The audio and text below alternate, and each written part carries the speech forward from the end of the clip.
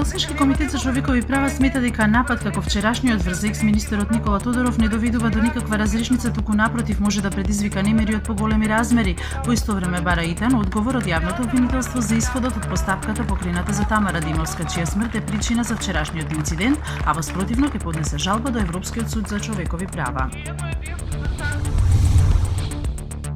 Валандова ги обезбеди потребните потписи за распишување општински референдум за изјаснување за или против рудникот за бакар Казандол. До денеска во подрачната канцеларија на ДИК се потпишале околу 2200 граѓани. За рудникот ќе се изјаснуваат трите општини од југоистокот на чија територија е концесијата. Богданци ќе гласа на 11 јуни, Дојран на 18, а Валандово допрва ќе одреди датум.